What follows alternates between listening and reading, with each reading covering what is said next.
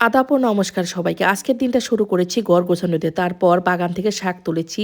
তারপরে বাজার থেকে আবার ইলিশ মাছও এনেছি, সেটাও রান্না করেছি। কিন্তু মজার বিষয় হলো ইলিশ মাছ আমার এত পছন্দ, তারপরও আমি কেন খেলাম না সেটা দেখার জন্য অনুরোধ রইল। আজকের সকালটা শুরু হলো একদম চুপচাপ নিজের মতো করে। ঘুম থেকে উঠেই কিছুক্ষণ চুপ করে বসেছিলাম। মনে হচ্ছিল নতুন একটা দিন, আবার নতুন করে শুরু করার একটা সুযোগ। তারপর ধীরে ধীরে উঠে পড়লাম, চুলটা বেঁধেই নিজের ছোট্ট ঘরটাকে গুছিয়ে নিতে শুরু করলাম। কাঁথাটা সুন্দর করে ভাঁজ করলাম, বালিশগুলো ঠিক করে রাখলাম। ঘরটা গোছানো থাকলে মনটাও যেন কেমন হালকা লাগে। তারপর এগিয়ে গেলাম, জানতে লাগলো। পর্দাগুলো হালকা হাওয়ায় দুলছিল। মনে হচ্ছিল প্রকৃতি নিজেই আমাকে ছুঁয়ে বলছে সব ঠিক হয়ে যাবে। এই ছোট্ট ছোট্ট মুহূর্তগুলো, এইগুলোই আসলে বাঁচার আনন্দ। জানলা দিয়ে উকি দিয়ে দেখি কত সুন্দর জবা ফুল তুলছে। তারপর মেয়েদের রুমটা গুছিয়ে শুরু করি আমার সমস্ত কাজ, কারণ আমার মেয়েরা খুব সাজানো গোছানো আর ওরা অনেক কিছুই পারে। আমার বড় মেয়ের হাতের কাজ কিন্তু খুবই সুন্দর। ওর জিনিসগুলো এত সুন্দর করে রাখে। দেখুন, ওর একটা ছোট্ট ডয়ারে ও কি সুন্দর করে ক্রিস্টাল পাথর একদম রেখে দিয়েছে। তারপর দেখুন, এই কাগজ দিয়ে ও কত কিছু তো তৈরি করেছে, তার আর শেষ নেই। তারপর ওয়ালমেট, এই প্রত্যেকটি জিনিস আমার বড় মেয়ের হাতের কাজ।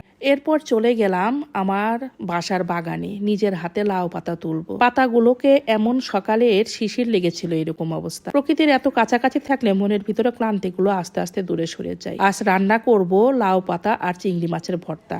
খুব বেশি কিছু না, খুব সাধারণ একটা রান্না, কিন্তু এর মধ্যে আমার সময়, আমার যত্ন আর অনেকটা ভালোবাসা দিয়ে আমি রান্না শুরু করি।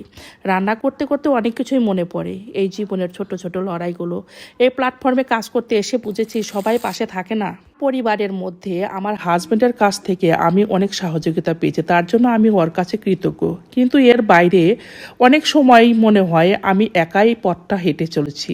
অনেকেই হয়তো আমার ভিডিও দেখে কিন্তু একটা লাইকও দিতে চায় না, মুখে কিছু বলে না, কিন্তু আচরণে বুঝিয়ে দেয়। ও নিজেকে বলি, থেমে থাকলে তো কিছুই হবে না। ছোট্ট ছোট্ট চেষ্টা ধীরে ধীরে একদিন বড় হয়ে কিছু হয়ে উঠতে পারে। কারণ আমার ভিতরে অনেক স্বপ্ন আছে, কিন্তু একটা কিছু করার ইচ্ছা আছে। লাউ পাতা ভর্তা শেষ না হতেই আবার ইলিশ মাছ আর কালবাউস মাছ নিয়ে হাজির হলো। মাছগুলো কিন্তু দেখতে খুবই ভালো ছিল। কাটার পর অনেকটাই তেল বের হয়েছে, তো মাছ ভাজা খাবে তারা। আমি হলুদ, লবণ আর মরিচের গুঁড়া দিয়ে মাখিয়ে ভালো করে মশলা যুক্ত করে একবারে মাখিয়ে নিয়ে ভেজে দেব।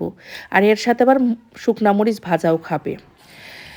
কিন্তু এত পছন্দের মাছ আবার, কিন্তু মাছটা আমি খেতে পারবো না। কি আর করার, মাছগুলো আমি একদম লাল মচমচে করে ভেজে দিয়েছি। যখন ভাজলাম এতটা সুন্দর ঘ্রাণ বের হয়েছে, খুবই সুন্দর ঘ্রাণ বের হয়েছে। আর আমি খেতে পারবো না, কারণ আমার শরীরের এতটাই অ্যালার্জির পরিমাণ বেড়ে গেছে।